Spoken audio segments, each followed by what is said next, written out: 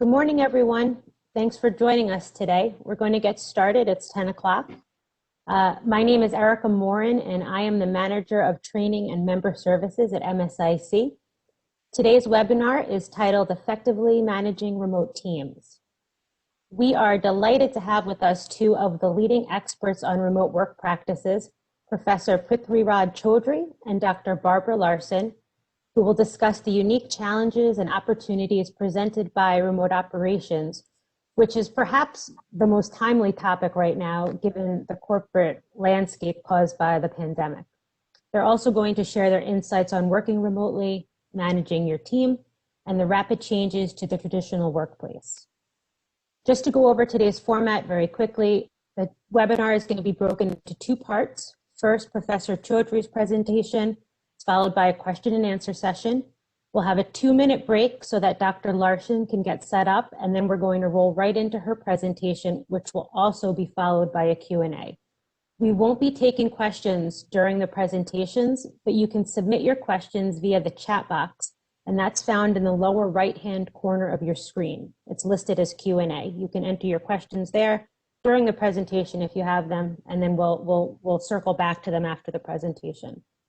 Now I'm going to introduce to you MSIC's president, and CEO Mike Hansen. He wanted to say a few words. Thank you, Erica. I wanted to say to everyone, managing remotely is a challenge and has a new skill set that's very new for many of us. But during a pandemic, to also continue to serve customers in a dangerous and difficult environment has been truly remarkable, and each of our credit union members have done an extraordinary job. Our consumers that we all serve haven't missed a beat, and financial services have been provided with exceptional service in difficult times, and so I congratulate all of you. But now, managing remotely in this environment is going to be continuing for a lot longer than any of us anticipated. And the longer it goes, the harder it is to manage, but even more importantly, to communicate standards and to build and sustain a healthy culture in our organizations. So this is very timely. I congratulate Erica and the MSIC team for putting this together. And I thank Dr. Larson and Professor Choudhury. They're going to help us navigate these new waters. So thank you again, and thank you for joining us. Erica? Thank you, Mike. Let me now introduce to you Professor Raj Choudhury.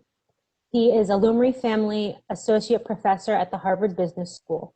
His research is focused on studying the future of work, especially the changing geography of work. In particular, he studies the productivity effects of geographic mobility of workers, causes of geographic immobility, and productivity effects of remote work practices. His research has been cited in BBC, Bloomberg Businessweek, CNBC, the New York Times, the Wall Street Journal, Forbes, Yahoo Finance, Wired Inc., and India Today television, among other outlets. Professor, thank you so much for being here today. We are looking forward to hearing from you.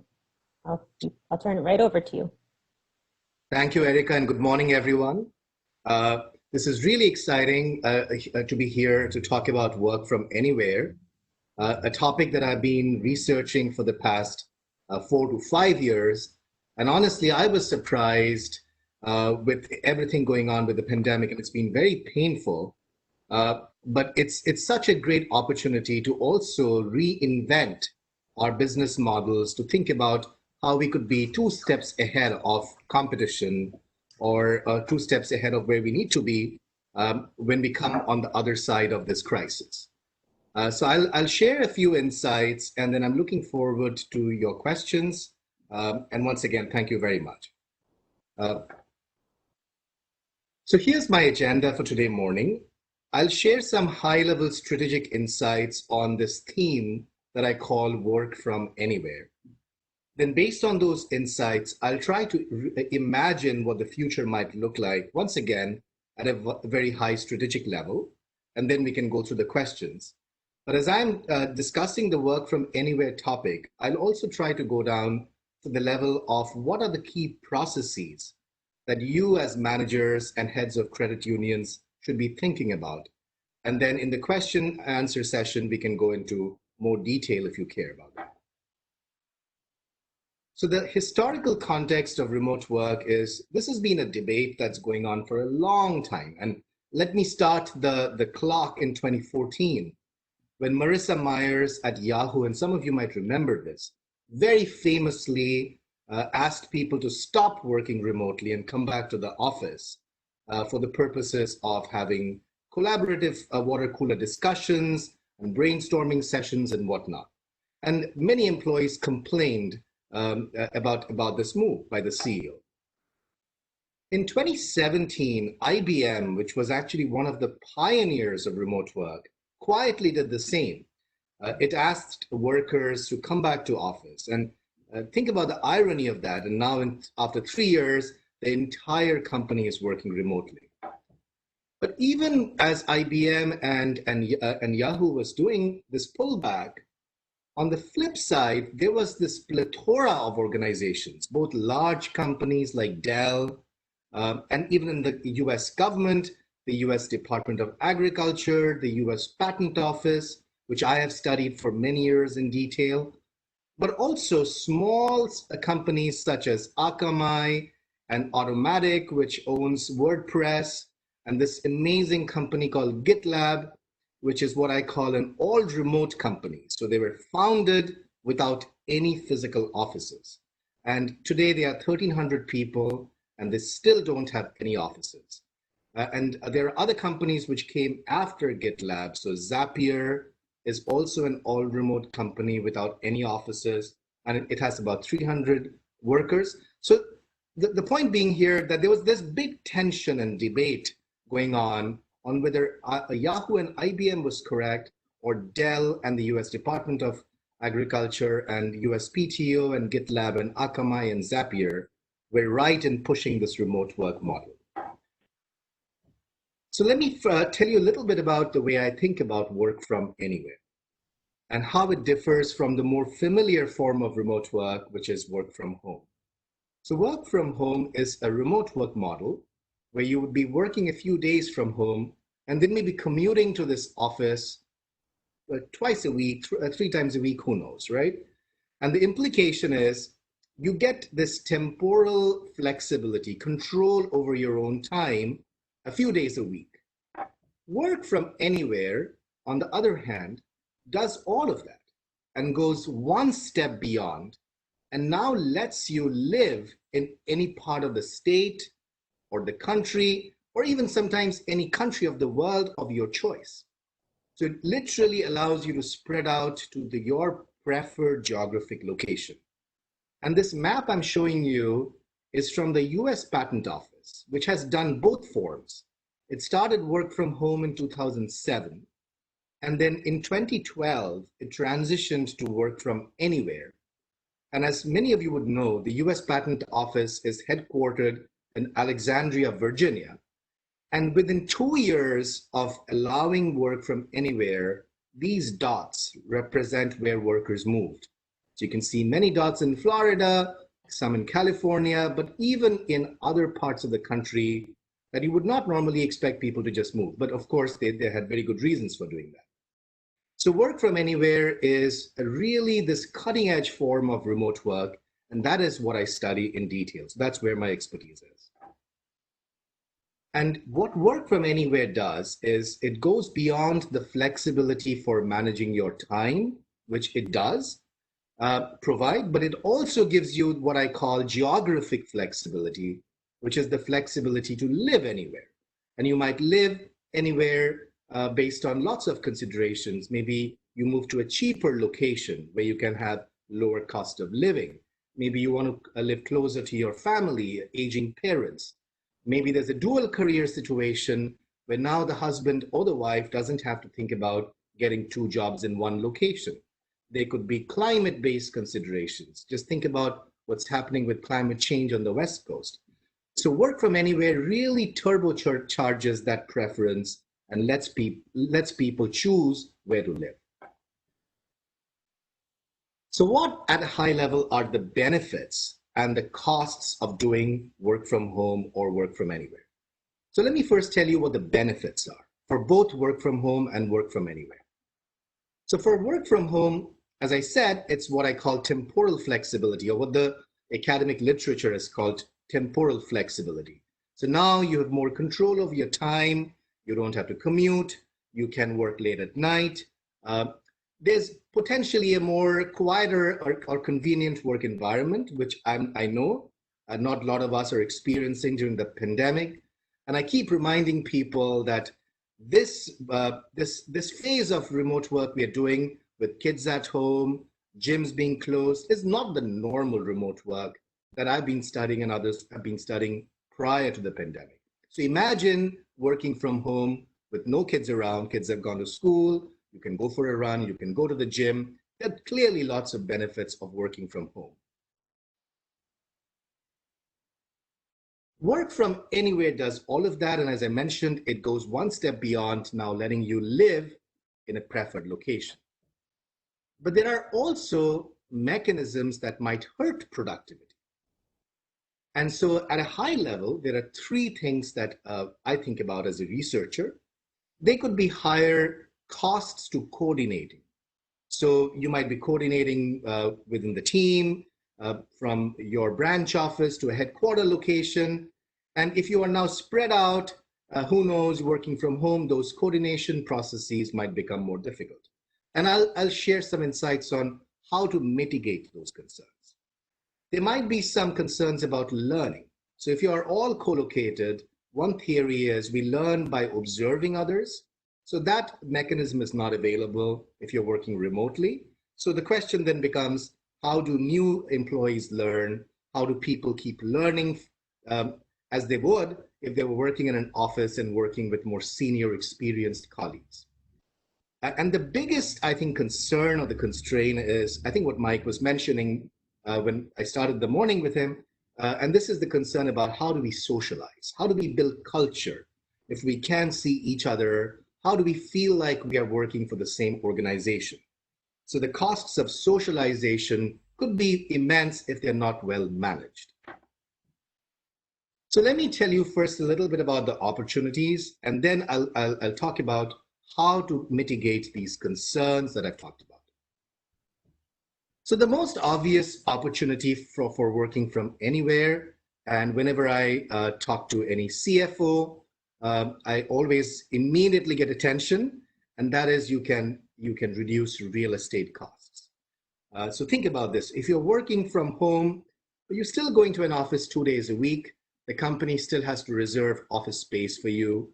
But if you're now working from anywhere, you're not traveling back to any office or doing it maybe only once or twice a year, then you don't need a cubicle.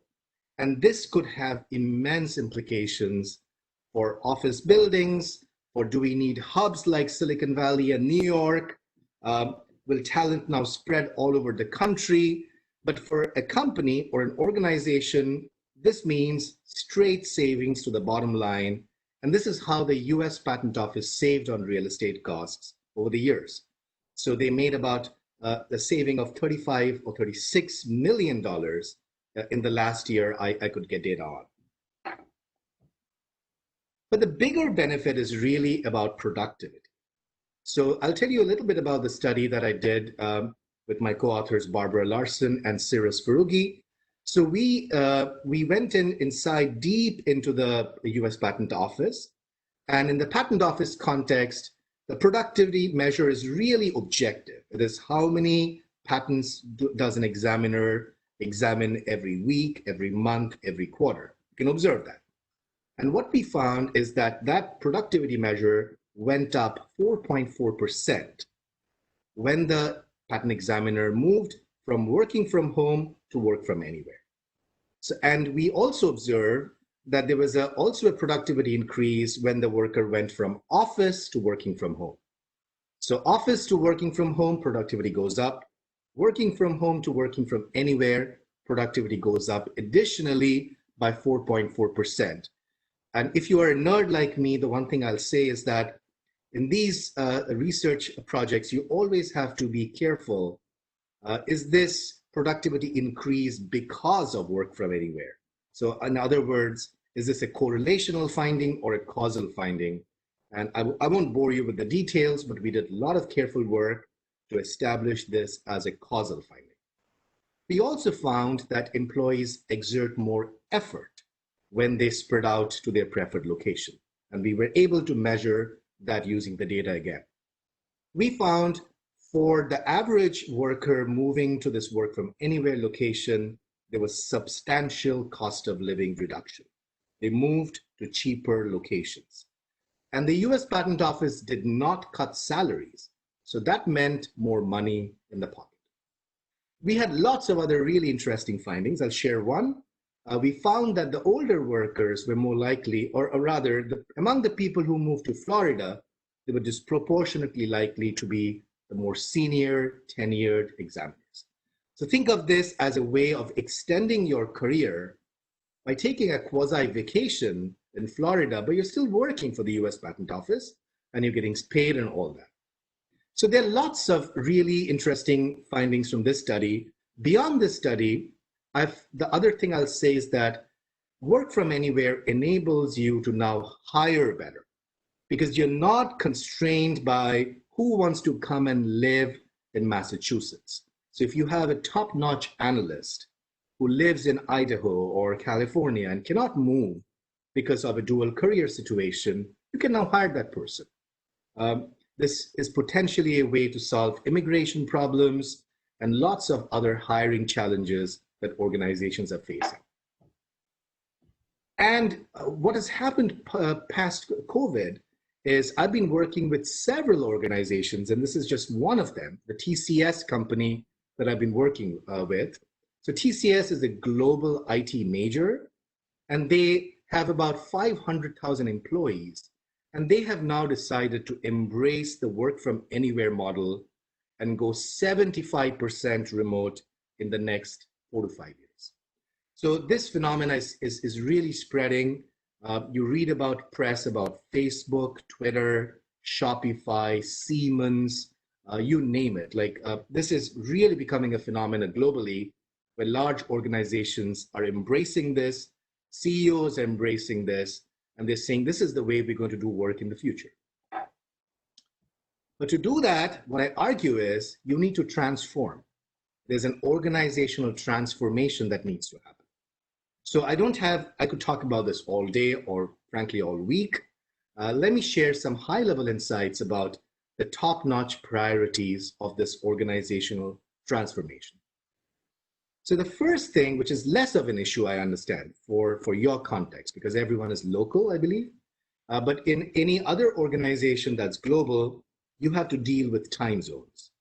So if you're now letting people move to California or even mountain time, you have to deal with time zones. And that is really a salient problem because if you are spreading out across time zones, the costs to having meetings like this increase.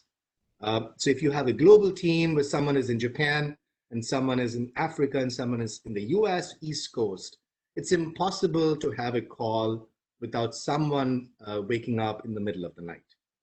And actually in an ongoing study with a couple of colleagues, Jasmina Chauvin at Georgetown and a doctoral student of mine, we looked at this very deeply within a very large global firm.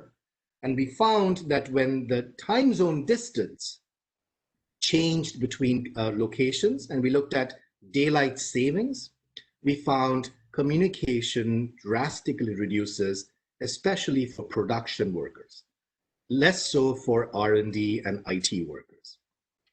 So what is the solution to this time zone? Or more broadly, how do we communicate better in a work from anywhere world? So let me say that again. In a work from anywhere world, the concern is that communication won't be as effective. How do we solve that communication problem? Which is going to be true for you guys as well. Even in the middle of this pandemic, it's a question that you should think about. So the solution that the all remote companies have come up with, so GitLab, and I've written a case study on GitLab, which is available on the Harvard Publishing website. What they do is they have moved to asynchronous communication. So communication that we're having on a phone or on a WebEx call is synchronous. We all are in this synchronously in real time. But what these cutting edge companies have done is they've moved a bulk of their communication to asynchronous channels like Slack. So you can have Slack, you can have a Google Doc. That's the simplest way. So I work with someone in Italy. I do my work. I explain really in detail what I've done all through the day. I go to sleep. That gentleman wakes up. I don't talk to him. And he can read my document and know exactly what I've done and take it from there. And then he does the same. And so we just pass on information to each other on a Google Doc. That's the simplest way, which I think any team, any organization can implement. But you can do it more sophisticated, in sophisticated ways on Slack channels, or there are honestly a plethora of tools now that help you communicate asynchronously. So you don't have to be all in the same call for every meeting, for every topic. We can problem solve, brainstorm, share ideas, share documents, share thoughts asynchronously. And then this is like going to our own Facebook pages. We go to this channel when we can, when we have time, we check out what's out there. But the most important thing to make this work is we have to trust our colleagues that they are going to communicate using Slack or Google Docs, and they're going to do it at the expedient time possible for them. And I say this because as I study managers, there is this really ingrained desire for getting an answer right now. And that you have to let go in this asynchronous communication world. You cannot call someone in the middle of the night and say, hey, I want this answer right now. You type your answer, you go to sleep, and you trust that that person will wake up and answer you at the first available opportunity. So this is the first thing that, and I can go on this for the whole day, but this is a real issue that's part of this transformation. The second thing is codifying knowledge. So in a physical office, when all of us are coming together, if I don't know something and no one knows everything, I can tap the shoulder of my colleague and say, hey, how do I do this? But in a remote world, in a work from anywhere world, you can't do that. So the solution to that problem is to write down and document every single process. Like how does someone open a loan? How does someone's credit get checked? But even to the more basic things like how do I raise an invoice in this company? How do what is allowed for travel? What is not allowed for travel? What kinds of expenses are kosher? What kinds of expenses are not? And this company I'm studying in detail, GitLab, has a 5,000-page handbook where every employee, including the CEO, spends a part of her day typing in this handbook in real time. Because if this knowledge is not codified real time, then it's not going to be useful. So this is like documenting. This is like creating a document for the company. And I know people hate documentation, right? We all want to do the cool, fancy analysis, write code. We don't like to document, but documenting is a critical second pillar for making this transformation work. The third thing I'll say is this is really to the heart of this problem of socialization, that we can't see each other. So the solution to that is what has been called virtual water coolers. So it's trying to simulate the conversations we'll have in the cafeteria or in the water cooler, but actually it's trying to make it much better. And the argument is in a physical company, yeah, we do meet people serendipitously, but who do we meet serendipitously? We meet people on our floor, maybe in the same building. But think about two people in different buildings in the same campus. They're probably never going to have a serendipitous water cooler conversation over years. And there's actually an excellent book by Tom Allen back in the 70s when he was at MIT, where he showed that communication, office communication, breaks down with walls, with ceilings, and with buildings. So what a virtual water cooler does is there is a designated person in the company who randomly gets people together every Monday morning or every Friday afternoon. and says, look, let's just have a chat about life or what's going good in the company, what's not going good in the company. And so that person randomly curates people from different branches, the same branch, different levels. So how many times does an intern have a serendipitous conversation with the CEO? Never, right? So, but this person who organizes this virtual water coolers ensures that the CEO, the next to the CEO, joins one of these water coolers. And then it becomes one of these better water cooler moments than what is possible in the physical world. And I'll tell you, I know you're not a bank, but I ran this experiment in the summer in a very, very large bank in New York. And people loved this. They really loved the concept of a virtual water cooler. And ties get formed, people get to know people they've never met before. So I think this is a wonderful thing. It's easy to do. You just need to say to someone, hey, it's your job to organize these virtual water coolers Monday morning or Friday afternoon. So I'll essentially, have a lot more to say. There's a concern around data privacy. There's this whole concern about employee wellness. We could become like all sitting on the couch working all day. And I know Barbara has some wonderful insights on the micro stuff she's going to share. But I have a forthcoming piece in the November-December issue of the Harvard Business Review, where I summarize all my research for the last like 3 to 4 years, and it's called Our Work from Anywhere Future. So that's something I would request you everyone to check out and read and share. And if you can get it, please send me an email. I'll make sure to send you the link. And I think the critical insight that I had in writing that piece is the following, which I've put on this slide here. So I'll just quote myself. So what I say in this piece in the end is, the question is not whether work from anywhere is possible, but what is needed to make it possible. So, people have asked me, does it work for this kind of a role, that kind of a role? And my belief now is it can work for all roles.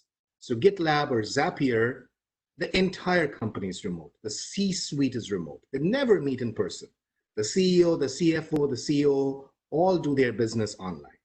So the question is, what is needed to make it possible? And then I say the short answer is management. You need to go through this organizational transformation. You need to think about everything I said, but beyond. And there are many other processes that I discuss in this article. So I encourage all of us to check that out. So now moving on a little bit to the future of what the future might look like. And I'll spend like 5 minutes and then maybe we can open up for questions. And this is going beyond your organization, but I'm really passionate about this. I thought I'll just briefly talk about it. So one thing I've been studying for years and years is this problem of brain drain, that very talented people leave emerging countries to come to the West. But even in the US, people leave small towns to come and work in the cities. And there's this book, I'm sure many of you have read, Hillybilly Elegy, which opened my eyes to the problem in the Appalachian. And I think, to cut a long story short, what Work from Anywhere does is, for the first time, it provides a real way to reverse the brain drain. So now you could actually go back to those small towns because the cost of living is lower. And these small towns can now draw talent back. So think about how many small towns in Massachusetts have lost talent to large cities like Boston. So now talent can go back to these small towns, and that could be a fascinating thing. And one of my projects is with the city of Tulsa in Oklahoma, where they started this remote work program about 2.5 years back. And what they did is they incentivized workers to relocate to Tulsa, so working from anywhere. They paid them $10,000 to cover the relocation costs. And the state of Vermont, by the way, did that too, 2 years back. And what this program has been phenomenally successful. So they had 100 slots. They got 10,000 applications. And we've all been reading about Tulsa in the recent news. Let me end by showing you a picture of the kinds of workers they've got. This is really a diverse rainbow group of wonderfully talented remote workers who have moved to Tulsa. And they're working with the local community now. They're working in the schools, helping the kids prep for debate. So if this works in Tulsa, this could work anywhere in the US. It just needs leadership.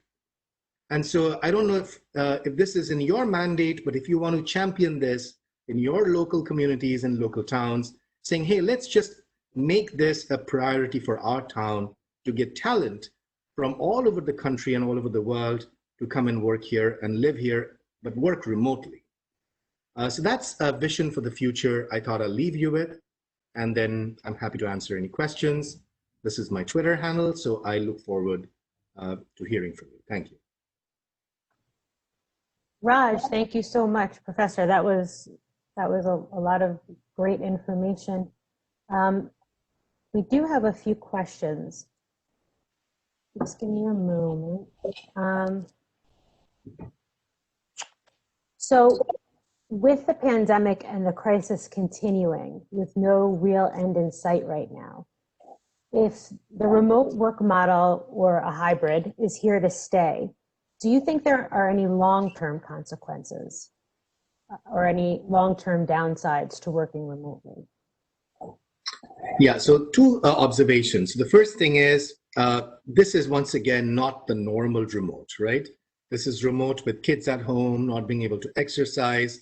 So I feel the whole issue of wellness, how to keep our workers healthy, how to make sure they're doing some sort of physical exercise and getting like emotional and psychological help if need be, because we have so much illness and even death around, is I think going to be critical. And that's not normally something. So while wellness is a priority for all remote companies in normal times, I feel we should double down, and there has to be discussions and sort of an action plan around wellness. The second thing I want to say is that in the hybrid remote model, where we're going to the office a few days a week and working remotely a few other days, or maybe some workers who are older or have pre-existing conditions are working from home, and maybe the more healthier workers are going back to the office. The biggest danger is to create two classes of citizens in the company. So the physical workers all get together and they hoard the information, and they essentially become the monopoly owner of the information in the company, and the remote workers feel like second-class citizens. So that's the big concern. And the way to avoid that is to, first of all, clearly signal that that information hoarding is not going to be tolerated. But then if the organization is a majority remote organization, where most of the employees are working remotely, then that problem goes away. And the last thing I'll say is that it's very important, very, very important for the leadership to also practice remote work. So if the entire organization is working remotely, but the CEO and the top leaders are all coming to an office, then everyone's going to come to office for FaceTime. So it's really, really important. If you believe in the remote work model as the future of work, then the CEO and her entire team or his entire team needs to also practice that. So I see a question from one of our CEOs. I think this might be more in Dr. Larson's arena when we move on, but I'll present it to you as well. In a remote environment, how do you verify how many hours an employee works? In like your GitLab model, do they talk about accountability for staff? How do they account for that? Yeah, so I'll share some thoughts, and I'm sure Barbara has some great insights there too. So the way I think about the hours worked is it should be measured for the purposes of wellness, not for the purposes of judging productivity. So what GitLab does and what Zapier does is it measures people on output, not how many hours you worked, how many hours you stayed at the screen, how many calls you attended on Zoom or WebEx. It always measures people on how many action items you got done, how does the customer rate you, but it tracks these time-based measures just to give people feedback that, hey, you've been working nonstop, you need to get out of the house and get some exercise.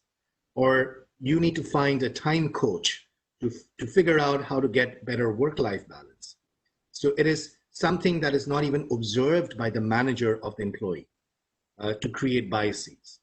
And I'm strongly of the view that this Orwellian monitoring of how long are we staring at the computer screen is completely counterproductive because everyone hates it and your best employees are going to leave with the first opportunity they can. So I really feel that productivity measurement should be at the output level, not at the input level. Okay. We have another question. So in the financial industry, this topic is focused on the employee, but how do you think this work from anywhere or work remote model impacts customers? That's a great question. So I feel there's been a lot of changes in the customer acceptance of this model because of the pandemic. So that is why this model has this real chance to accelerate by 10 years. Because everyone has experienced it, done it. Now, there is a lot of acceptance from customers. And customers honestly also just care about the quality of work, not where the person is working from, right? So as long as the processes are geared to satisfying what the customer wants, the customer typically is agnostic about location. Now, the only thing I've seen in my research as a concern among the customers is how do you ensure data privacy? So what if the employee is taking a photograph of the screen full of customer data and sending it to a competitor? And there are wonderful ways to solve that problem. You can use machine learning analytics to find out if there's any sort of a discrepancy in employee behavior using technology. There's computer visioning techniques to prevent that. So, there's a lot of detail that can be covered on how to prevent that data slippage issue. But beyond that, I don't think customers really bother if you're working in Massachusetts or in New Hampshire or Maine or Vermont. So kind of in that same line of thinking, credit unions, financial institutions, even our office, we have a combination of remote and in-person workers. Could you elaborate on the dual nature of the workforce? Sure. So I think the 2 or 3 things again is if you have a dual workforce where some people are working in the office and some people are not, then it's extremely important to ensure that the information is not being stored in islands, so that the office workers have their own information, the remote workers have their own information, and no one is sharing the information. And one of the solutions to the problem is what I talked about, which is the common handbook, where everything is codified in real time, where people are sharing information on Slack channels or shared handbooks, and everything is being transparently shared. So that it doesn't matter if today I'm working from the Starbucks office or my home or the real office, I can log in. I know exactly what's going on with my project and everything else in real time. So you would think that would also apply, like for our credit unions, for example, in branch employees, that people that have to be on site to help with the public, keeping them as part of the conversation. Absolutely. So it has to be a common Slack channel or a common handbook or common both actually. So the communication information networks should not be divided into office, branch, and everyone else. It should be one common source of information, one single communication network. Okay. We have a question. Do you think we will start to see employees seek out all remote companies and move away from the traditional model? Do you think, there'll be a drain on businesses that shy away from the remote work model? I was reading a statistic about millennials and what they're seeking out as far as employment options. So do you see an impact in the industry in that way? Absolutely. I think this is a great point. And I keep telling CEOs I talk to that the reason you should do work from anywhere is not real estate savings, honestly. It is talent. because work from anywhere is not only helpful in attracting new talent, it's also extremely critical to retain talent for the reasons you described. And it's not only millennials. So millennials have their own incentives. And I've been doing research on what I call the digital nomads. So there's research showing that millennials care about experiences more, life experiences more than owning things like owning property, owning cars. And so digital nomads are actually traveling all over the country, all over the world, gaining those life experiences, but working. And so I've been working with this company called Remote Year, which temporarily they've halted their operations, which facilitated people moving through locations over the years. But beyond millennials, think about a mid-career person who has a spouse who's also working. And it's a dual career situation, and the spouse gets a great opportunity in Cincinnati. How would you retain that employee if you don't offer the work from anywhere option, right? So I feel in attracting, in retaining and developing employees, work from anywhere is going to become an absolutely critical way to do that. Okay, we have a specific question from one of our attendees. This goes back to your point about the water cooler concept. Paid or unpaid for hourly employees, non-exempt hourly employees. What are your thoughts about that and using that time? So can you just repeat the question, Erica? So do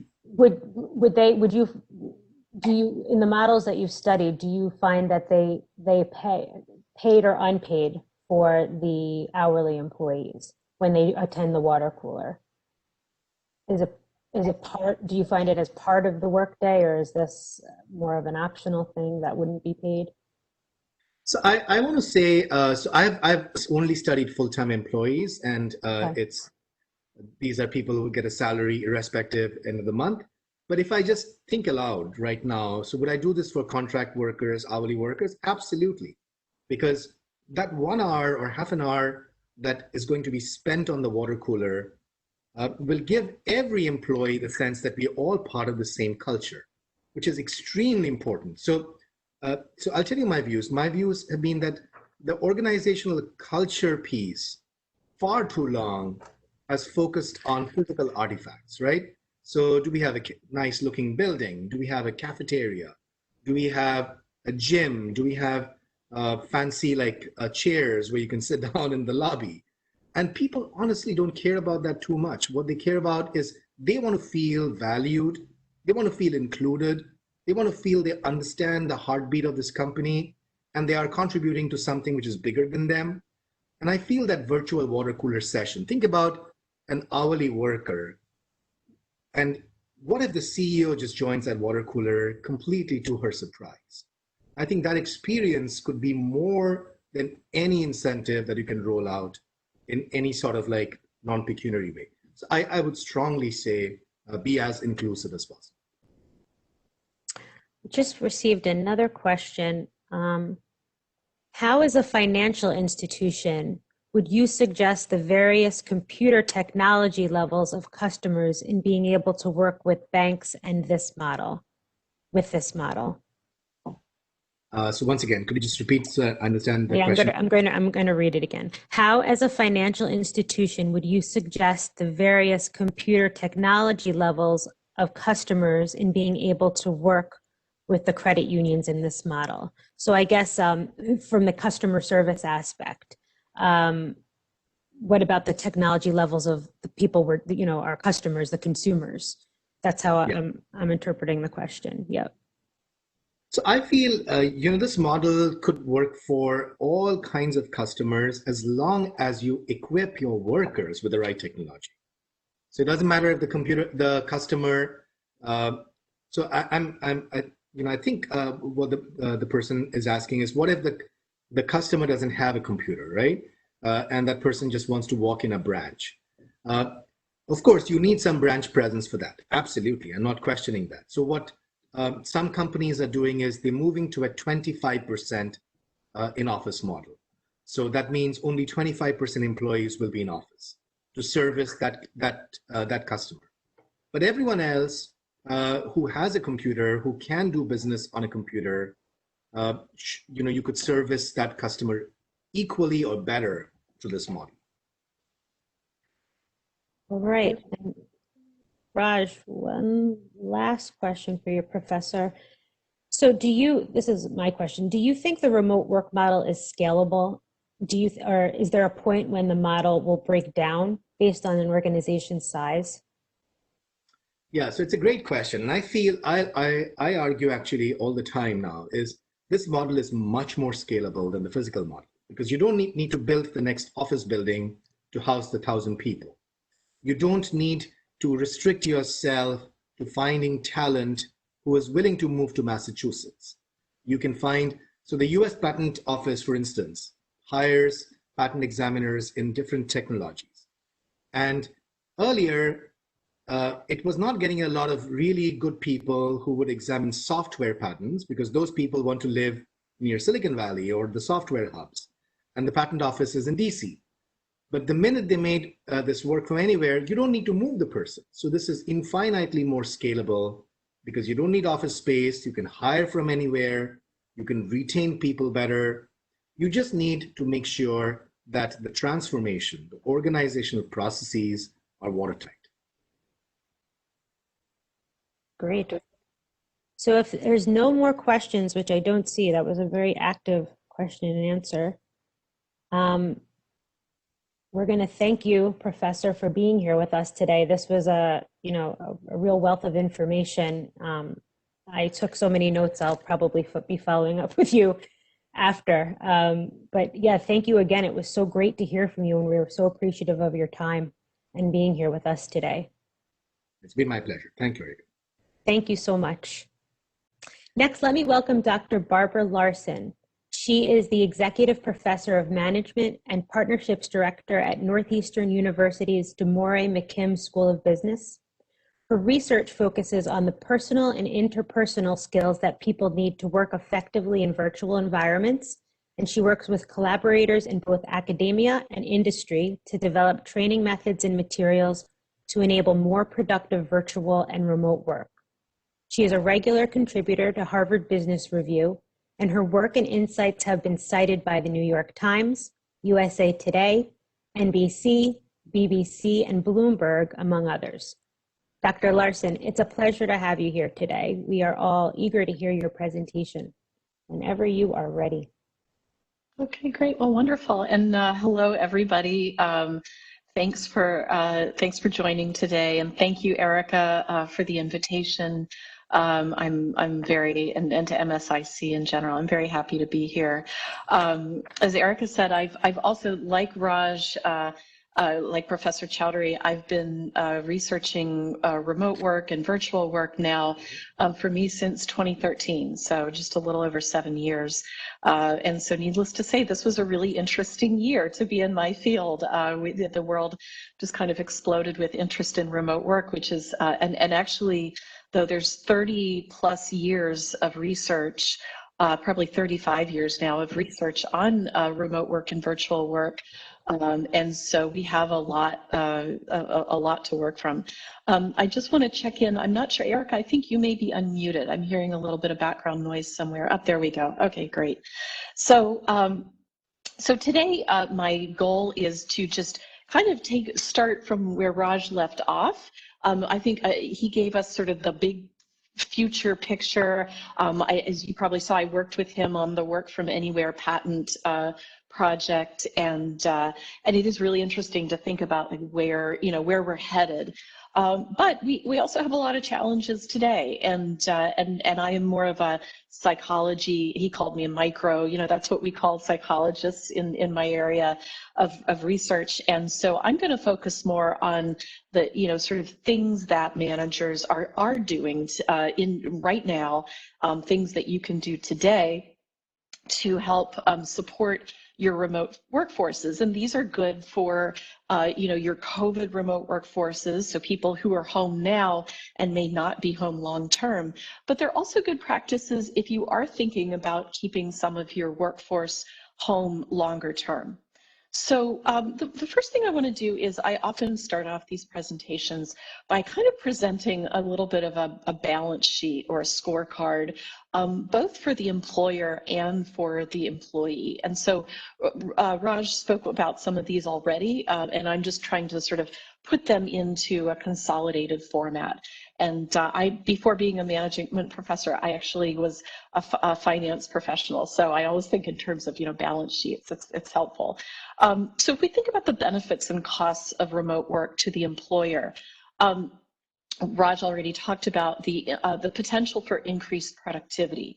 At this point, the results that we have show increased productivity in certain types of jobs, mainly jobs that are very independent, where people aren't relying on others for a ton of collaboration. But as Raj showed, there are companies now that are doing remote work for all types of jobs, and we have reason to think that you can at least maintain, if not increase, productivity even under those circumstances. Another one that I think Raj alluded to is improved employee retention. So we had some results suggesting that there was probably improved retention at the patent office.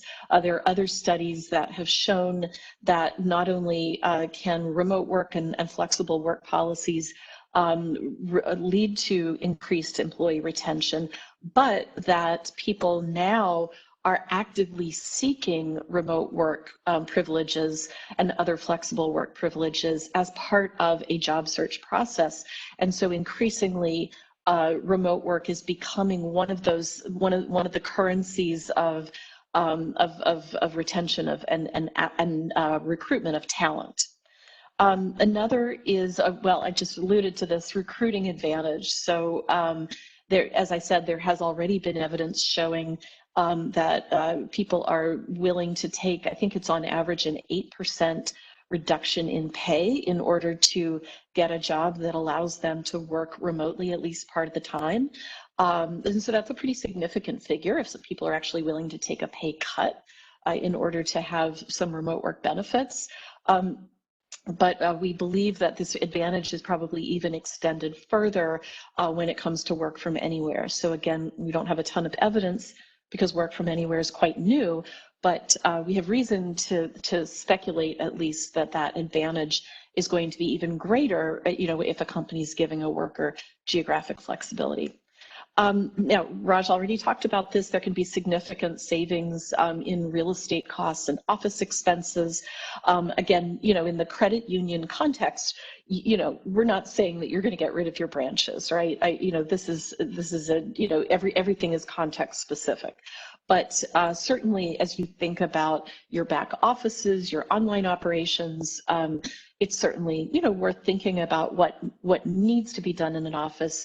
And what could be done outside of an office, and in some cases, what might benefit from being done outside of an office setting. Okay, and then finally, and I think Raj alluded to this as well, that companies who are undertaking significant remote work policies are also thinking about their environmental footprint. It's true in Massachusetts. It's much more true in some other parts of the country. That people have really significant and environmentally very costly commutes. And so if you move to a remote work model, you're not only saving the environmental footprint of the office, but you're saving the environmental footprint from your employees commuting. And that can actually be, the larger of an organization you are, the more significant that is, obviously. The costs, so I actually put performance management. There was a question about this in the previous session, and I actually have this as at least an initial cost of remote work. And by this I don't mean performance itself, but I mean the comfort or sort of the leaning on traditional methods of performance management has to change dramatically, and that can often be a cost of switching to remote work, in that it's difficult. We historically in business have relied heavily on I guess what some people call sensory management, in the sense that we're relying heavily on others on being able to view other people in the workplace. Obviously, with remote management, that's not the case. Raj talked a little bit about that. I will talk more about that in a minute. Coordination and information sharing, I think Raj spoke quite a bit about that. Collaboration on complex projects as well is definitely trickier in a remote work setting, and sometimes is better not done in a remote work setting. So once we get past COVID times and have the option to be together again, my advice to leaders in companies is, there are times when you do need to get everybody together. And certainly points of collaboration around complex projects can be one of those times.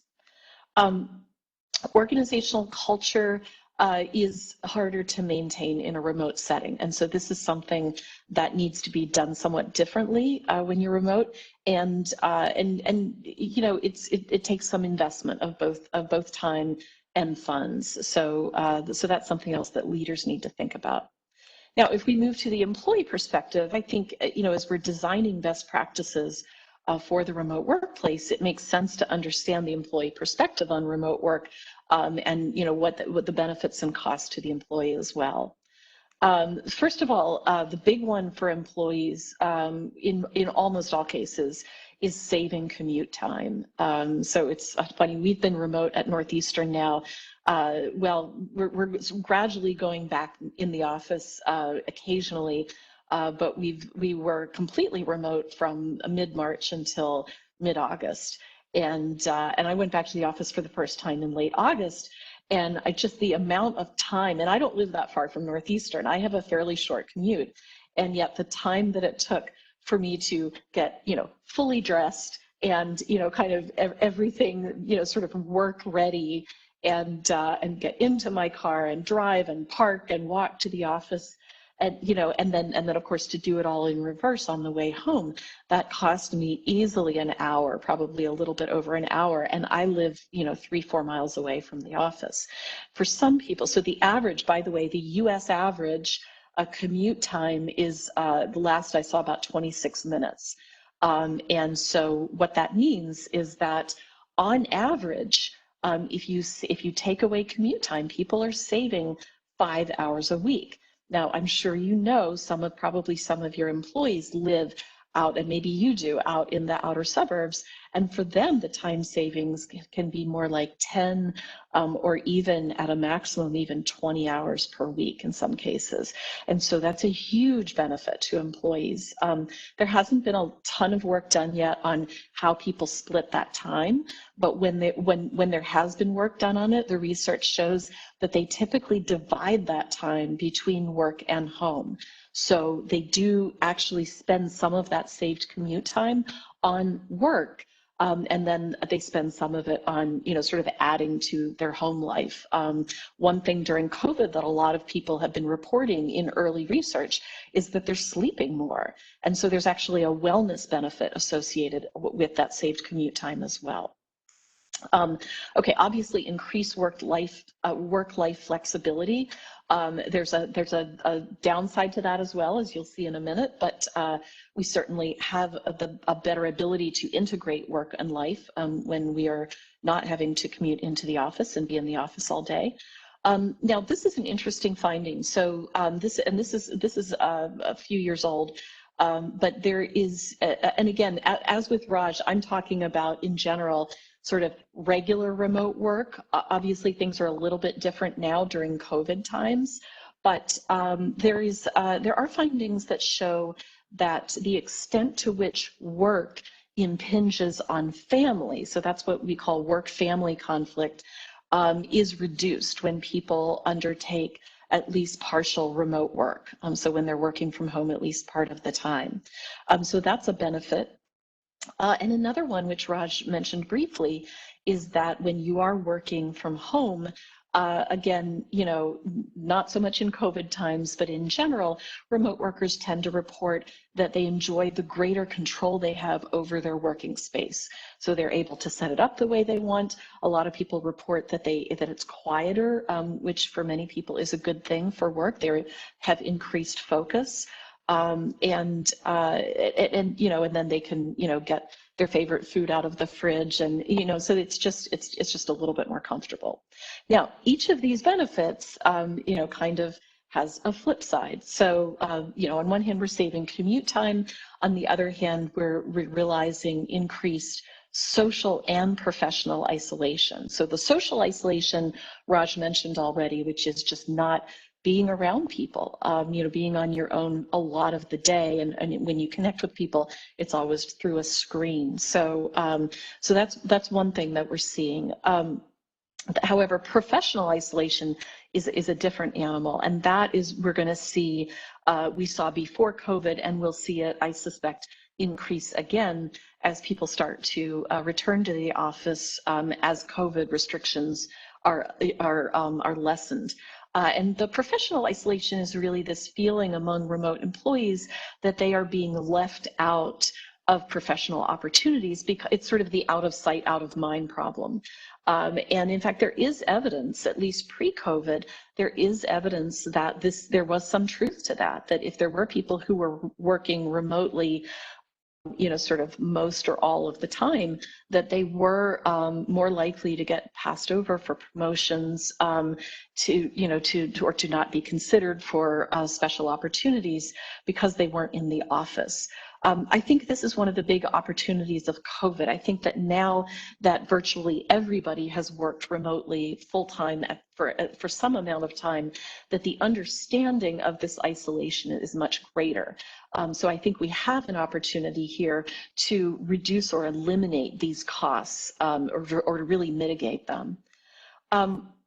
Another one, of course, is, on one hand, we have increased work-life flexibility. On the other hand, we have decreased work-life boundaries. This has been one of the top problems reported by people working remotely during COVID times. Now, part of the reason for the intensity of that reporting or that finding is that, any of us with school-age children, they're at home. Even if we have college-age children, they may be home as well, right? So, so there is a certain somewhat unusual aspect to remote work during COVID times, in that the boundaries are harder to maintain because there are more of us working in a smaller space. There are, perhaps the need to school children as well as doing your job. And so those boundaries are even harder to maintain than they normally are. But this is even true for people who work remotely in kind of normal times. Is that, when you are at home, it's, things kind of, you see things that need to be done. But it's also hard to turn off work when it's the end of the day. And so I'll talk a little bit about how some people manage to do that. Now, for all that there is reduced work-family conflict with remote work, research shows that there is actually increased family work conflict, which is the extent to which family issues impinge on work. And again, here, I think this has been very obvious during COVID, but even in non-COVID times, this is a challenge of remote work for people, especially if they have children at home. Having said that, in normal non-COVID times, when schools and daycares are open, normally remote work policies do require that the employee not be supervising children during work hours. And so that is a completely reasonable expectation, a completely reasonable ask outside of COVID times. Now, when the schools are closed, it's completely, or, as my son is now, in school remotely, so he's sitting at home with a babysitter all day, going to school on his laptop. But once schools are open again, it's completely reasonable to require employees to have childcare provisions made, and to absolutely require that they not be supervising children at the same time that they're doing work, other than the occasional sick day or things like that. And then finally, as much as employees enjoy the greater control over their working space, they also can suffer from the lack of appropriate working space. And again, this has been exacerbated during COVID times. I personally have been, the times when I am working at home, I live in a small city apartment, so I am working at the same dining room table as my son. And it is, let's just say, not ideal. It's ergonomically not ideal. It's spatially not ideal. The lighting is not great, but it's what we have, right? And so, and I'm, a professional. If it's someone who's, say, an hourly worker, it's possible that they have even more space constraints, that they have extended family in the house and so forth. So there are ways that companies can help. If you're getting into longer term remote work, you probably do want to start thinking about how you can support employees who are working remotely in optimizing their working space, because that will make a difference.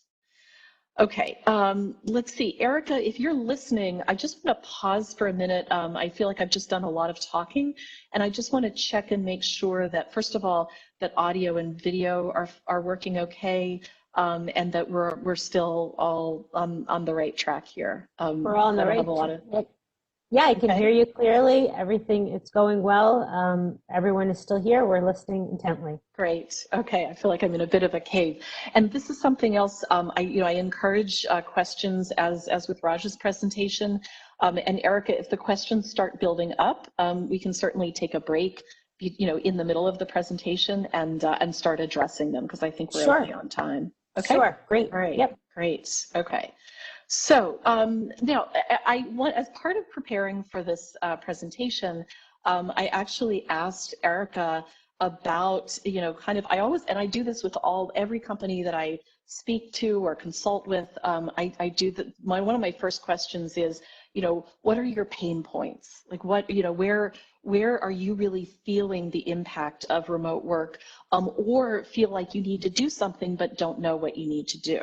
And so I asked Erica about that, and she said, well, let me do a little bit of research. I believe she spoke with several members, and also got input from the MSIC policy staff. And so this is the list that was, that emerged from that. So first of all, and it was great that this was the very first question that Raj had, was really about productivity standards. And so how do you, and I think the question was actually more about work hours. How do you know how much employees are working? But this is, something that I will talk about in a little bit more detail here. Staff who fall behind. This is a huge concern right now, because we're kind of emerging from the immediate emergency part of COVID.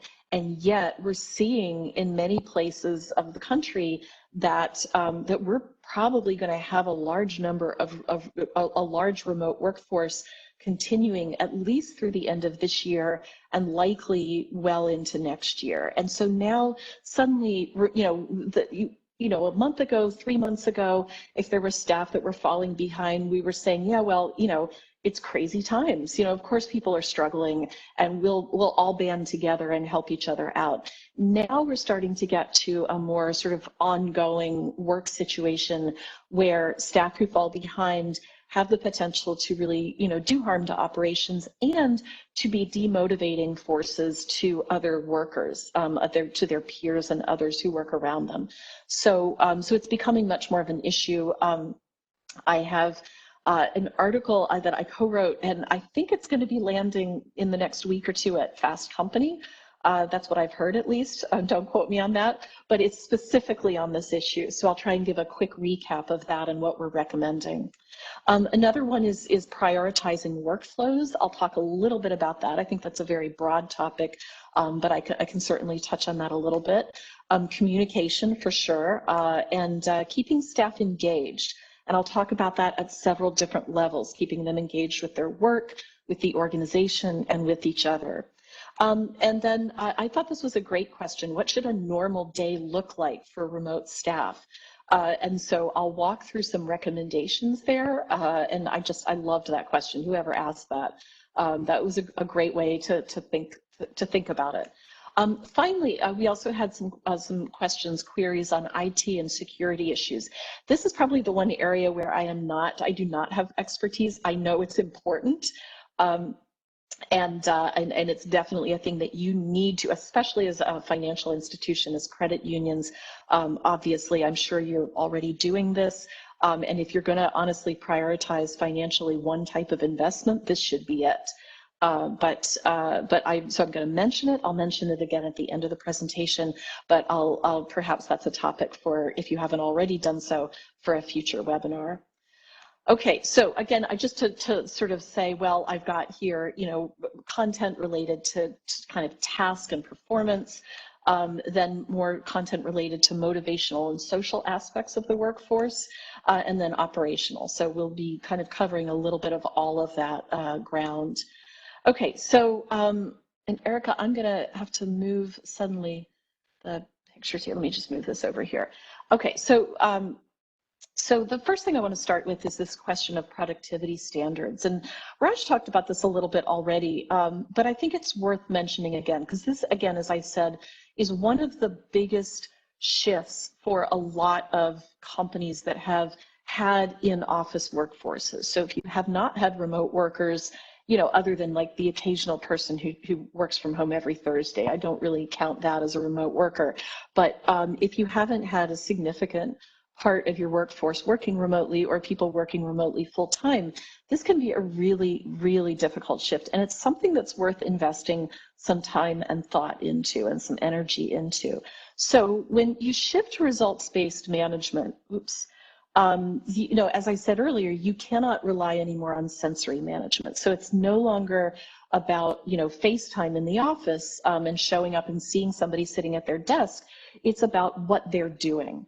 And so because of that, I think the major work that is involved in this shift is the need to clarify performance expectations in writing, more detailed than in the past, and sometimes with higher frequency.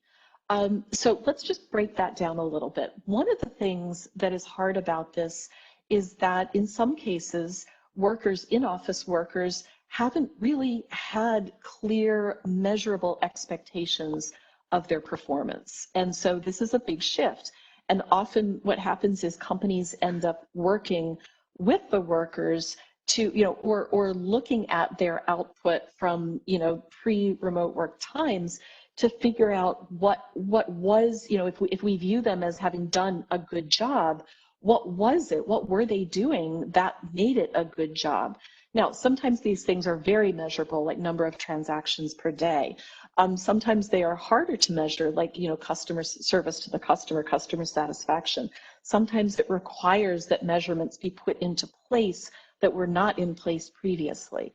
So this is probably the hardest part of the shift, it's certainly in terms of task management, of the shift to remote work, but it is absolutely critical. It's critical both for the employer and for the employee. I will say, I'll pause here and say that I completely agree with Raj. In fact, I have turned down consulting and speaking engagements for companies that are involved in sort of automated monitoring of employees. There's a lot of research that suggests that monitoring can be extremely demotivating to employees and essentially turns them from committed employees to people who are complying. So instead of, I love my job, I'm doing great at it, or, I may be tired, but I know this is important, to, wow, this camera is watching me, or, this computer is noting down everything I do, I just have to go through the motions. Also, we find that employees, when they are monitored, when there is automated monitoring, they often invest a fair amount of time finding ways to game the system. And so then you have employees spending their mental energy on, sort of unproductive, activities, thoughts, and their innovation is going to innovating around the system as opposed to innovating for the company. So it is a big leap. I mean, the issue of trust that Raj talked about is enormous in remote work. So, I Dr. think, Larson, if I, yeah, can sure. I thought there was a absolutely. question that Please. a question that came in that would speak to this. Yeah, So please do. you're talking about the negative impact that monitoring would have, but what do you do when you have situations where you have to handle disciplinary matters remotely, and Yes. how and what are ways that you what are the issues that you would find for identifying and managing problem employees? Yep, absolutely. So I'm actually, that's my very next slide. I'm going to be talking Great. all through a whole process of that, because that's the obvious next question, right? So I'm glad that came up. Okay, so let me just finish here and then I'll move on to that. Another piece beyond clarifying expectations with remote employees is that there's a much greater need for ongoing feedback. Now, again, this is something that happens more organically in the office, that you can say, oh, great job, thanks very much, and that's that, right? When it's a remote employee, there needs to be a little bit more structure around giving feedback to make sure that employees are getting both the sort of informal little bits of feedback, but then also some more formal feedback, especially if the expectations, the written expectations, and the results-oriented management is new. So you want to think about, if you're starting results-oriented management, you want to think about there being this period of probably a year after you start, in which you probably want to be giving at least quarterly feedback on those expectations to employees, so that when they get to the end of the year, there's not like a big shock, right? Because this is new for the employees as well as for the managers. And so regular feedback, at least once a quarter, ideally even more frequently than that, but certainly once a quarter, having a touch base for 30 minutes or 45 minutes to say, let's look at, let's look at the expectations and what I'm seeing, and let's make sure we're on the same page about this. That then when you do get to the 1 year mark, and there is a more formal performance evaluation, that most likely most problems have been solved, and if not, then you are in a position where you've already got some documentation to take it to the next level, which we'll talk about in a second. Now, the other thing I want to remind you here is that outside of COVID times, remote work it can be a strategy of companies, and it is also a privilege for employees. It's a benefit for employees. If you feel like a particular job does not lend itself to remote work, or a particular person is just not cut out for remote work, then you need to be thinking about that as part of your overall remote workforce strategy. So there's nothing that says that you have to keep right now you do pretty much in most places, but outside of that, you do have agency. But again, remember, the employees on the whole are very motivated to make this work, and if they're not, then that's probably a sign that they may do better in the office. But most of them, if they're given expectations and they're given regular feedback, they will find ways to make it work because they want to have that flexibility and they value it. So it's not always as daunting as it might seem, that you often find that employees are more motivated working at home with the autonomy and the trust that's being given to them than they are if they're being supervised face-to-face in the office. Okay, so let's talk about those staff then, staff who fall behind. So this is increasingly becoming a problem. Again, I think it's a relatively small proportion of the workforce, so it shouldn't be guiding overall strategic thinking about remote workforce planning, but you need to have a plan in place for dealing with it when it happens. One thing that I will say is that written results-based expectations are a critical prerequisite to doing any kind of remote work performance management. This is actually not that different from in the office, right? There's only so much that you can do in terms of performance management and action plans and so forth with employees if you haven't documented the original expectations. So this isn't really different, but it's important that you've gone through that process of establishing the expectations, writing them down, sharing them, agreeing on them with the employee, and then ideally, going back to them at least once a quarter, so that if you're seeing underperformance, that it's not because they don't know what they should be doing, right? So that's number one. Then, to make sure that you're evaluating or reevaluating the employee based on their results rather than their presence. So this, again, can be a shift in thinking. If you are thinking, oh, I don't see the employee, from 2 to 5 in the afternoon, they're always, popping off offline. I often see their little icon grayed out, Okay, well, that may be true. They may not be working as much during that time, but if you ignore that and look strictly at their results, are they getting the work done with quality? If they're not, then certainly that lack of presence can be a question to ask, and it might be influencing their work, but you have to ignore that as a first pass in evaluation and really just look at the results. And if they're getting the results done, it may be that they're working from 7 to 10 at night. It may be that they have small children and this is the way that they've worked out, the work-life balance. But you need to really just focus on the results. Okay, so as a next step, my colleagues and I in this field recommend a coaching conversation. And this is typically what would happen in a face-to-face workplace as well.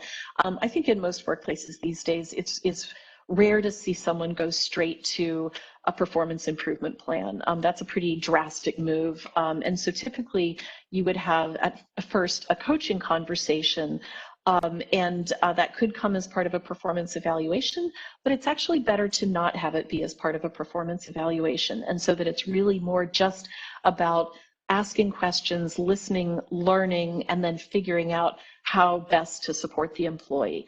First of all, if you're doing this remotely, obviously use video, right?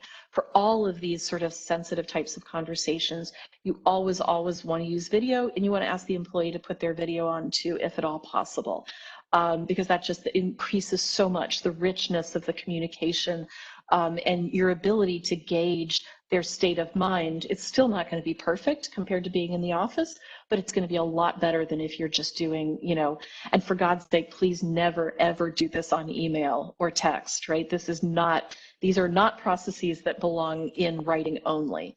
As much as you need to have things in writing, you need to be communicating with the employee via video. And preferably one-on-one. Also, when you get to a performance improvement plan, if you get to that point, then yes, you do want to bring in HR if you have an HR professional on staff. But for these initial coaching conversations, ideally it's just one-to-one, supervisor to supervisee. Okay, so here's just some suggested language. And this is, particularly relevant now during COVID time. And actually the timing is pretty much, it's 6 months. We are about 6 months right now, almost to the week, since most of us shifted gears in Massachusetts to remote work. I think for many of us, March 12th and March 13th are big days. I think that's when a lot of us went remote. So one way to launch this conversation is just to observe, it's been 6 months since we've had to make this shift in gears to remote work. We've got a half an hour here. Let's use this time to talk about how things have been going. And then just to say, tell me your thoughts. I think one of the best things that coaches can do is listen, is be really good listeners.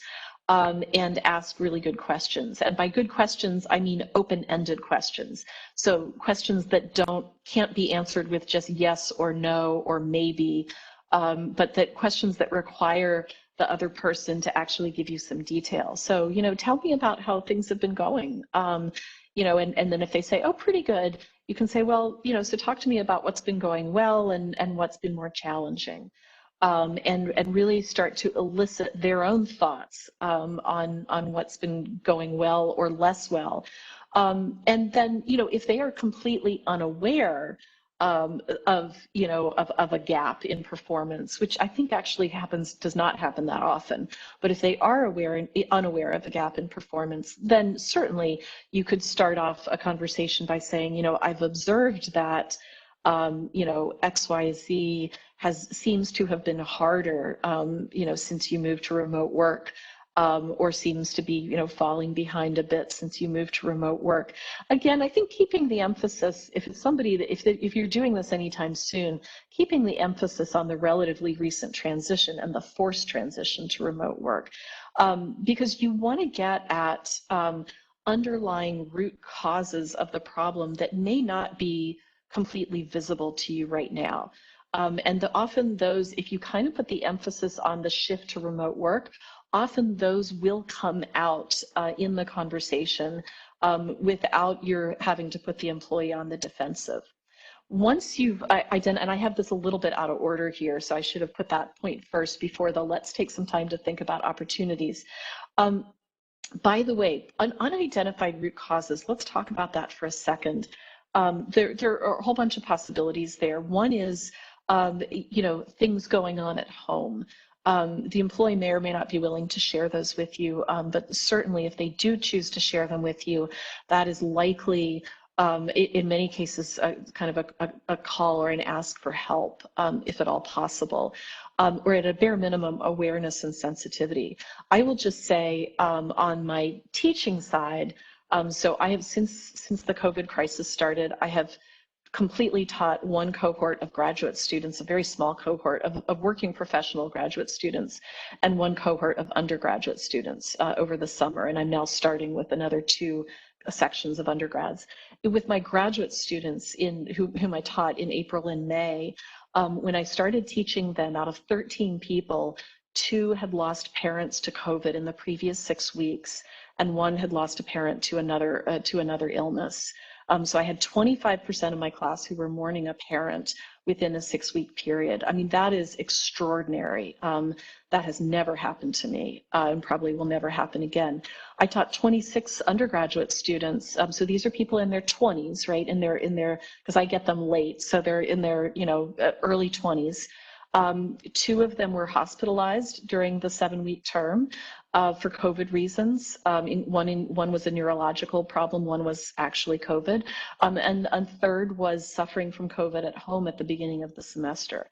So I'm telling you that to show, and I'm sure you've seen this with your own staffs, to show that even in a relatively short space of time, this disease has had an impact in lots of ways on people, and often we don't even, we're not necessarily aware of it if they don't disclose it to us. So that's one possible root cause. Another possible root cause is the issue of workspace at home that we talked about previously. There's only so much we can do in the short run about that.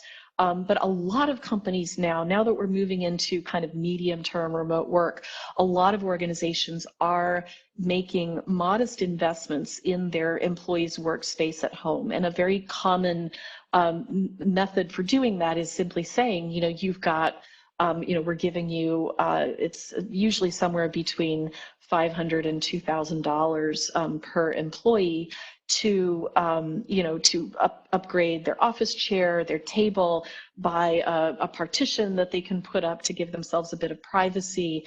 My employer is providing technology for those employees who hadn't had it previously. So that's another thing. The third type of unidentified root cause, which actually I think is the most interesting, is work processes. So it is possible that you actually have processes at your workplace that worked completely fine when everybody was in the office, but that have really broken down in remote work times.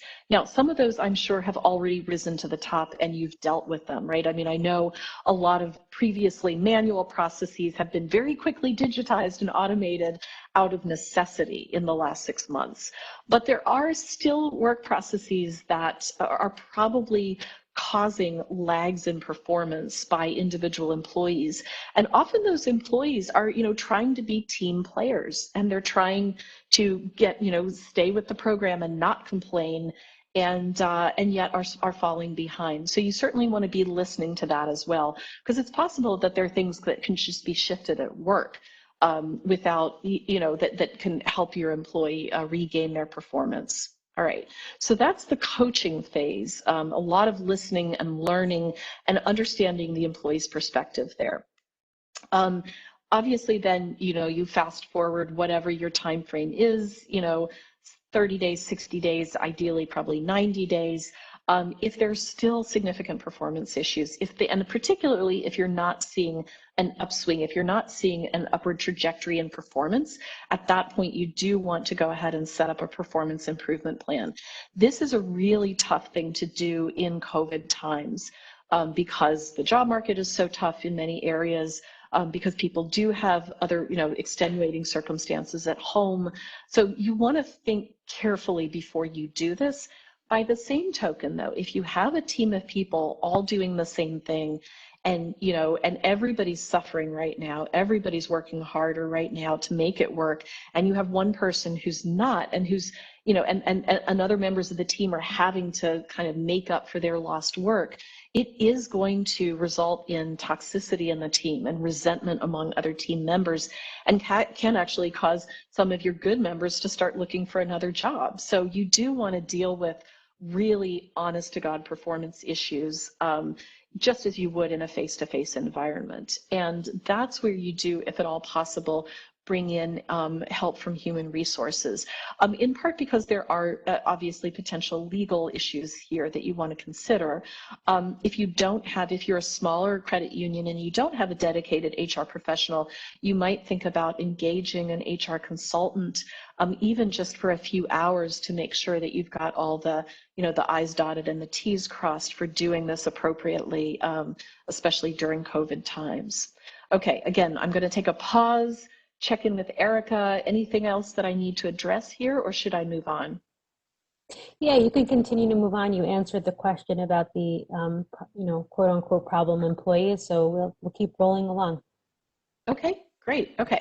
So we did have this question about communication, and I do want to just say a few words about communication overall in remote times, because it is a little bit different. So first of all, I think the big one, and I say this every single time, it's funny, I was interviewed a while back, a few months ago, for a New York Times Magazine article, and I had this 45-minute long interview with this journalist and ended up with this one teeny tiny little quote in the article, but it was literally basically this sentence, right, is that you need to communicate more than you ever thought would be necessary. And I think the rest of the quote was, it feels weird at first, but then you get used to it. And that is very true. I think if you take one thing away, is just you are not, if you're communicating the same amount that you were in face-to-face times, it is probably not enough. If you're sharing the same amount of information, if it's the same frequency, it's probably not enough. And this is really tough as a manager, especially mid-level managers, when you've got a whole bunch of direct reports and then you've got your boss over you, or sometimes bosses. This is a real challenge with remote work. And so it's certainly finding ways to make that communication as efficient as possible.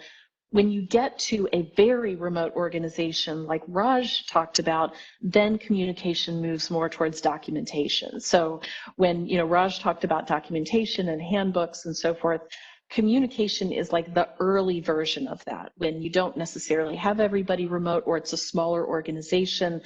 You still want to document some things, but a lot of it is just more about ongoing communication. Another thing that maybe you've noticed as part of this presentation, I didn't do a lot of it, but I tend to talk about my environment, my situation, what I'm seeing on the screen, and what I'm not seeing on the screen, and all of that actually helps people form in their mind a visual image that is more accurate of you and your situation and what you're perceiving. And that actually then makes it easier for them to communicate effectively with you. So part of this communication is really elaborating a lot more on unseen variables that you would normally see in the office.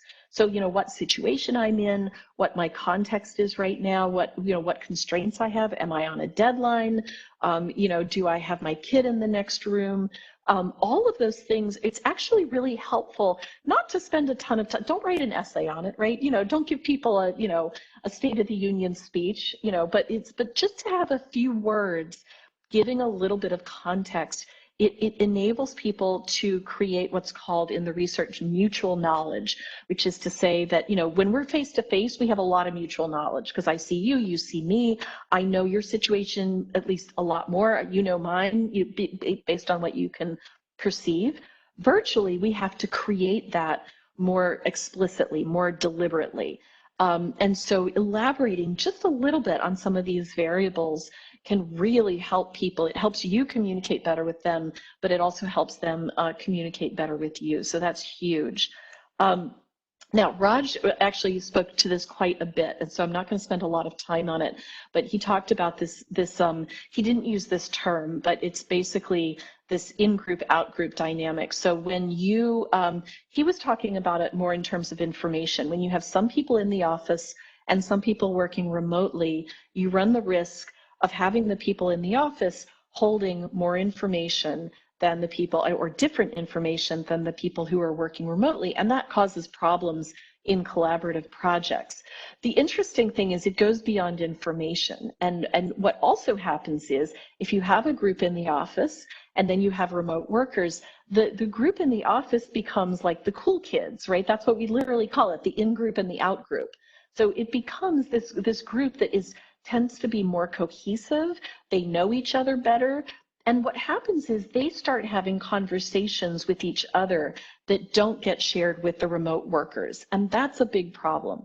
We had this problem in remote work for decades up to COVID, and then suddenly, we had COVID and everybody was remote, and this problem almost disappeared.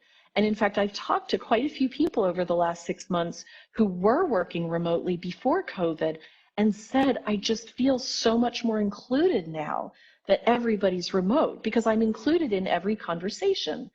And similarly, I've talked to a lot of people who did not work remote prior to COVID and are now saying, oh, I totally get it. Like, I understand why my remote coworkers were always complaining about feeling left out.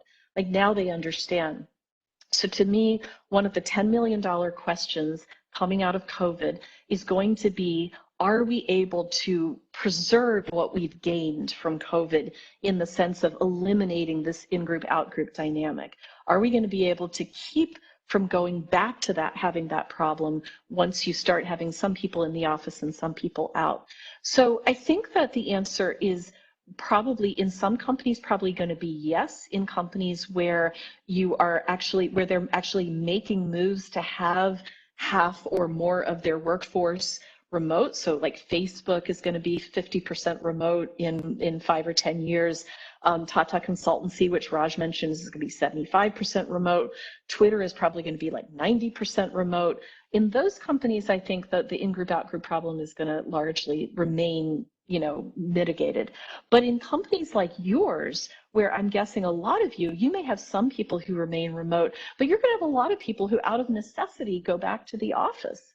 For you, it's going to arise as a problem again. And so one way that companies are starting to deal with this as their workers return is to actually require, so there are two things that they do.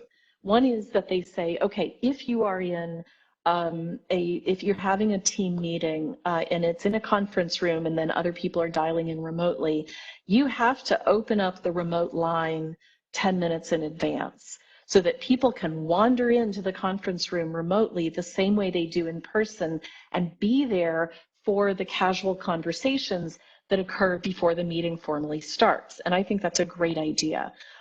The other thing that they're doing in some companies is saying, if you're having a meeting that is part remote, make it all remote. So even if some of you are in the office, sit at your desks and get on Zoom or whatever it is and run your meeting that way so that everybody is on the same playing field.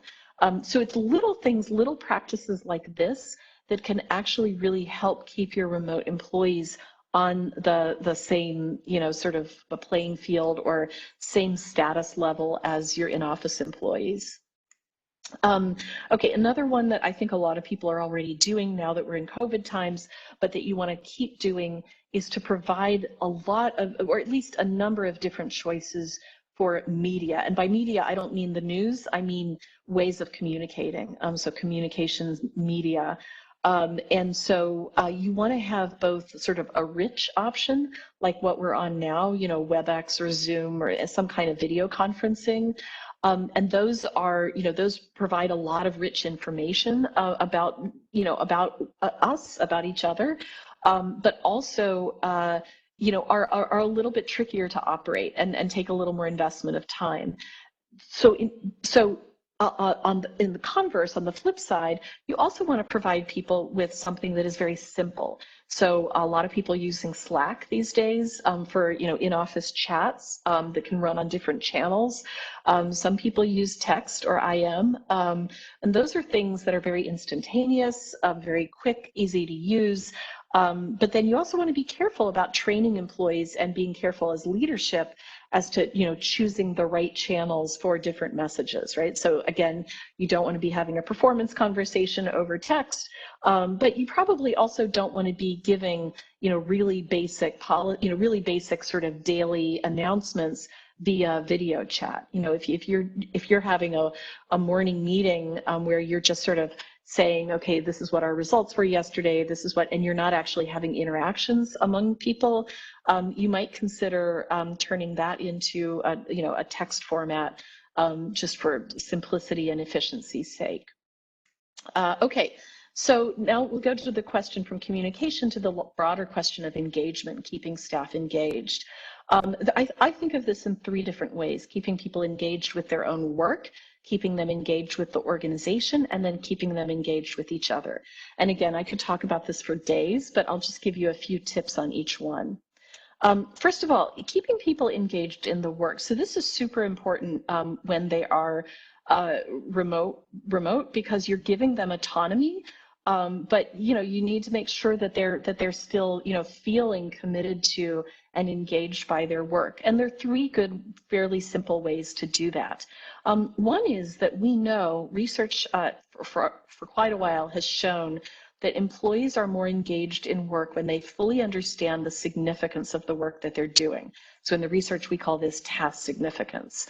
And the thing is, it's not just having work that's significant, it's being reminded of the significance of this work.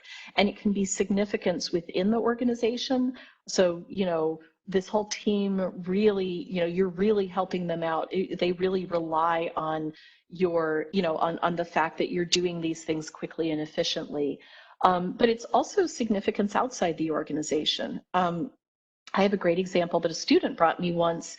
He was working for a short time in a flour distributor, you know, where they would get big bulk flour deliveries in and then wrap up arrangements that would then go to Whole Foods. And this was obviously very, you know, talk about hourly workers, right? A lot of these were, you know, recent immigrants, very low skill, often didn't speak the language.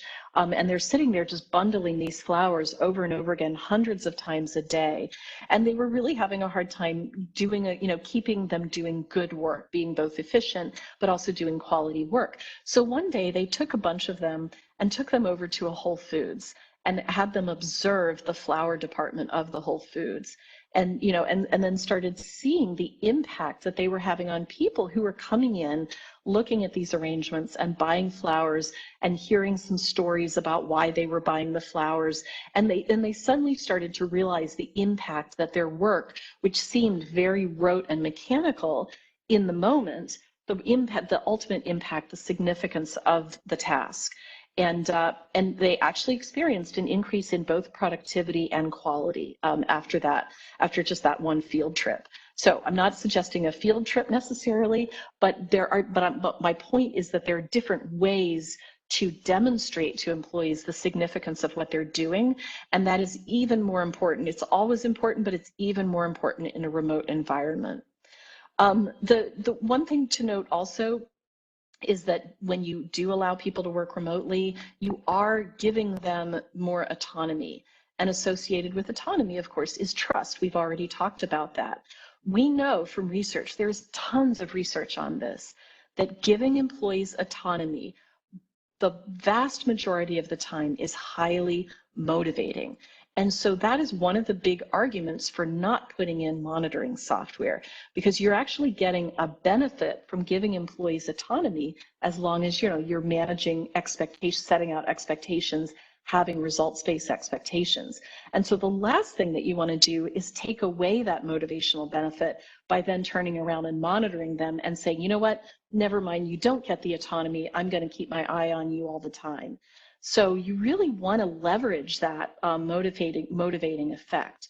So that's one. The other critical piece of that, again, is giving feedback. And I've already talked about that. I'm not going to talk about it more, but just to say that in order to get the autonomy and trust piece to work, you do need to be giving regular and informative feedback. So not just, oh, this is going well or it's not going well, but specifically what is going well or specifically what needs to be improved.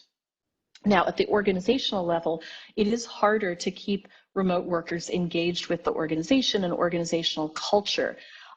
Two things right now that organizations are doing a lot of, I imagine a number of you have done it as well, that seem to be best practices. One is town halls that include Q&A. So it's, of course, everybody can do a remote session on WebEx where they talk and people listen, but having a town hall that includes Q&A has been shown to increase employee engagement, to make employees feel like the organization cares about them and what they're thinking, and actually makes managers and leaders more responsive to concerns of employees because they get a better read on where employees' headspace is. What I recommend for these, especially if you have a larger organization, is that, thanks Erica, I just got a time check from Erica, is that you take questions in advance. So that you're prepared for them, but B, so that you can get a lot of questions, and then even if you're not able to answer all of them in the town hall, you can answer them afterward. In general, with communications with employees at this point, transparency is good. You want to combine it with optimism. So if things are rough, you want to be optimistic about the future. But if things are rough, it's better to convey that to employees and have them feel like you're sharing them in the journey. You're bringing them into the journey, but that you're optimistic about the future. And then finally, social gatherings for teams. There are lots of structured activities right now. Raj talked about virtual water coolers. That's one possibility. There are so many things out there right now that I don't have time to talk about. But all you need to do is seriously Google virtual water cooler moments, and you'll find lots and lots of possible practices. There are also some new apps. These are all in kind of beta format right now, but I have been able to demo a few of them myself and participate in a few demos, and they're fascinating. And these are apps that basically replicate a cocktail party or some other kind of reception, not the alcohol part, but the informal kind of mingling, wandering around between different groups of people online, and they are amazing. And I would say keep your eye on them. You may not want to use them right away, but I'd say within 3 months they'll be in pretty good shape, and you would certainly want to consider them for holiday parties. Finally, a practice, and Eric, I will wrap up. Finally, a practice that I want to mention also, which is gaining ground, is unstructured remote work time. And that is actually, if you think about, like in college, if you had a study buddy that you would go to the library with, right, and sit with and study with, and it was really to keep each other going. Or if you have a workout buddy at the gym, right? People are now doing this in the office. Remote workers are doing this with each other, where they're setting up, sometimes it's an entire team, sometimes it's just a small group of people, but they're opening up a Zoom session and just working together. And this actually keeps people engaged with each other. It's a lot like sitting in the office together, but it also enables for more informal collaboration. So it's helping people, talk to each other just as like a quick one-off. So that's another way that I would recommend. I have an article I've written on that. I'm waiting to hear. I'm hoping it lands at HBR, but if not, it'll be out sometime soon somewhere. And there's some really interesting practices going on there as well. Okay, I don't have a lot of, Erica, do I have 2 more minutes to talk about this? This is my last no, content of course you do. Yes, of course. Okay, I know I have a lot here. I will just fly through this. There's not really a normal day for remote staff. I mean, I think it depends a lot on the individual and the job, but some best practices around all of our work days are having routines at the beginning of the day and the end of the day. And the point of this is, and by routines, I mean for work, right? You may have your wake up routine, that's different. I mean the routine for starting work and for ending work. These are important for maintaining work-family or work-life boundaries.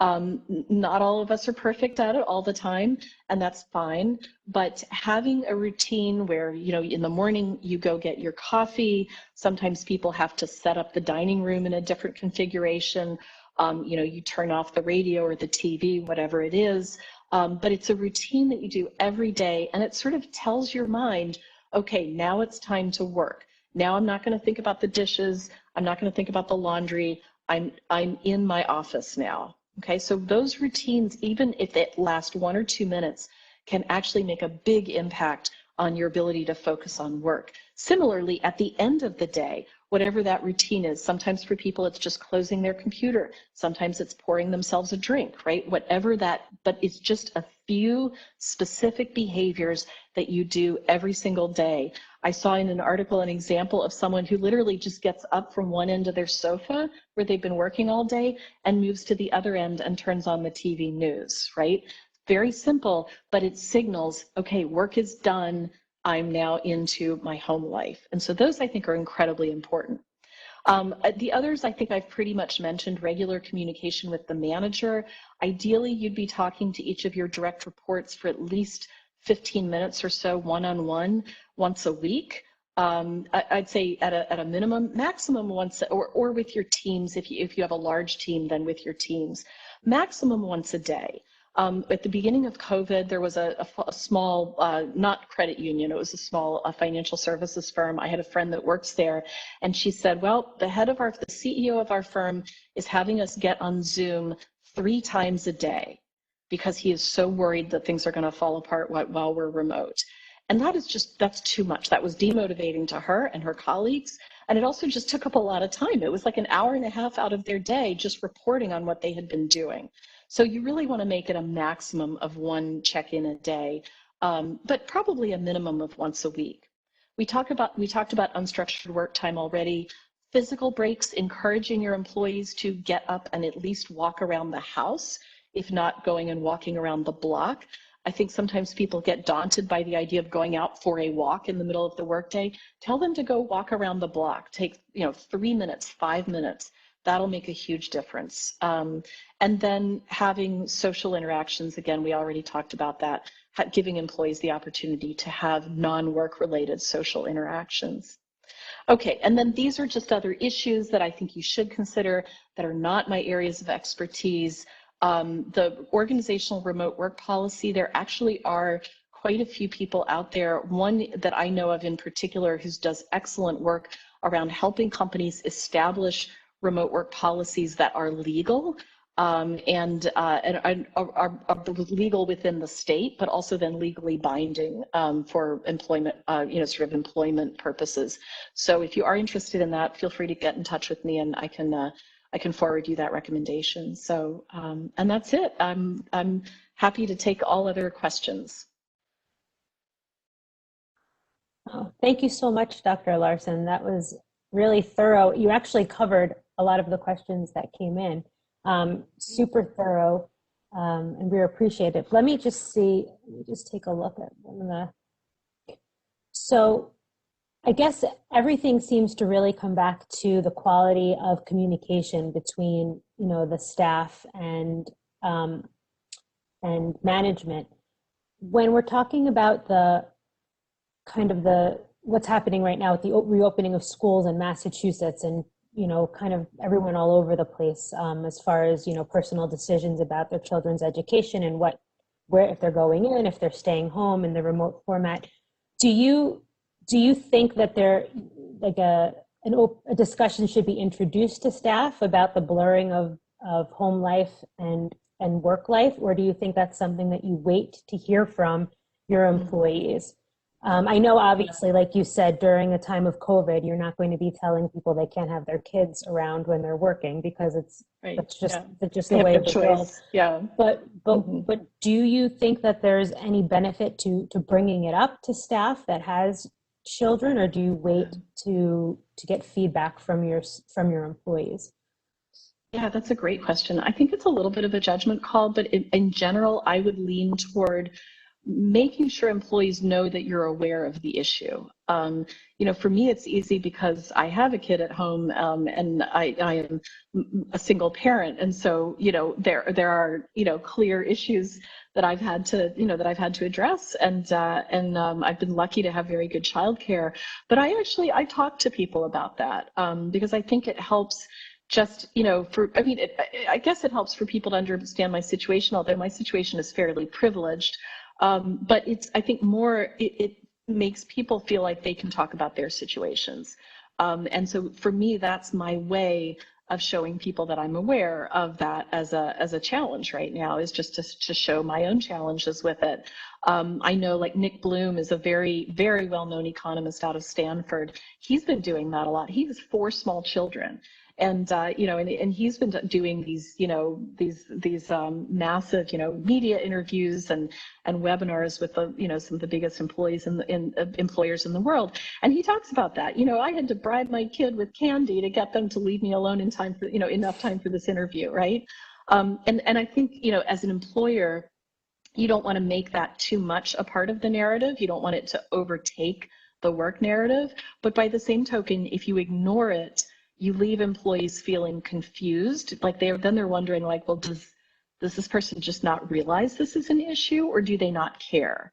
And so either one leads to a bad place. And so I think acknowledging it is certainly certainly desirable. I think that there's a fine balance between having I think personally, if you have employees that you want there for the longer term, you want to do everything in your power to support them right now with work family issues. I mean, I feel like that's got to be just completely on the table for now. Probably for the next year, I'm guessing. Through this school year, I'm guessing it's going to be an issue off and on.